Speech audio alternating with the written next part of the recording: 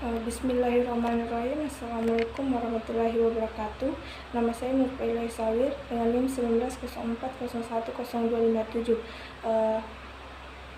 Di sini saya akan menjelaskan soal nomor 1 yang dimana itu cara pembayaran internasional, yang dimana letter of credit sebuah pembayaran internasional yang memungkinkan eksportir menerima pembayaran melalui perantara perdagangan internasional melalui pembayaran letter of credit, di mana terdapat importir dan eksportir. Di sini Jessica sebagai Tuan Susaka sebagai eksportir. Jessica membeli 1000 unit motor kepada Tuan Susaka.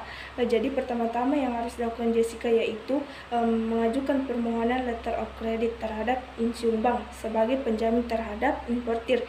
Setelah diterbitkan letter of credit, lalu diberikan kepada bank negosiasi. Setelah itu bank negosiasi menyerahkan letter of credit kepada eksportir.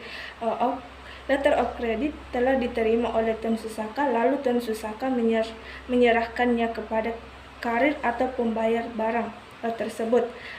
Karir ini memberikan bill of loading kepada Tuan Susaka, dan Tuan Susaka memberikan bill of loading tersebut kepada bank negosiasi, dan bank negosiasi menyerahkan bill of loading tersebut kepada Insyung Bank, dan dilakukan pembayaran terhadap bank negosiasi. Insyung Bank membayar kepada bank negosiasi, dan bank negosiasi melakukan pembayaran kepada Tuan Susaka. Setelah terjadi pembayaran, barulah penyerahan bill of loading kepada Jessica. Setelah itu importir membawa bill of loading tersebut kepada karir atau pembawa barang untuk sebagai bukti bahwa dialah yang memesan barang, dan barulah terjadi penyerahan barang. Yang kedua itu advance payment, yang dimana pembayaran di muka atau hanya uang muka. Uang harus dibayar berdasarkan kontrak. Contohnya itu kasus simulasi utang rugi.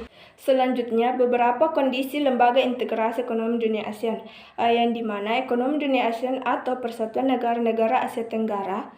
ASEAN adalah kerjasama negara-negara untuk kestabilan politik,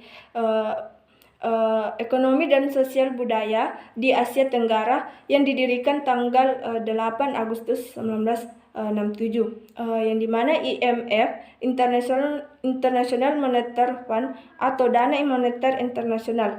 Lembaga ini dilahirkan pada tanggal 27 Desember 1945 setelah diadakan konferensi di Bretton Woods, Amerika Serikat.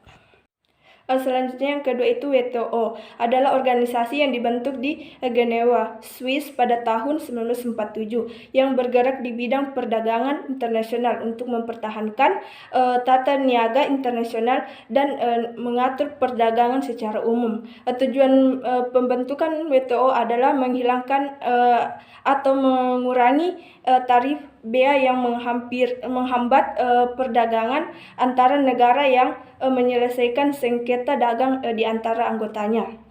Selanjutnya terkait krisis ekonomi yang terjadi di Indonesia. Krisis ekonomi di Indonesia adalah salah satu hal yang paling ditakuti oleh negara di seluruh dunia, yang dimana negara yang menghadapi keadaan tersebut akan mengalami penurunan PDB, yang dimana produk domestik bruto, anjloknya harga properti dan saham, serta naik turunnya harga karena inflasi. Yang pertama, utang negara yang berlebihan. Yang kedua, laju inflasi yang tinggi. Yang ketiga, pertumbuhan ekonomi yang macet. Seperti yang sudah kita ketahui bersama bahwa Indonesia sudah pernah mengalami krisis ekonomi di tahun 1998 yang lalu.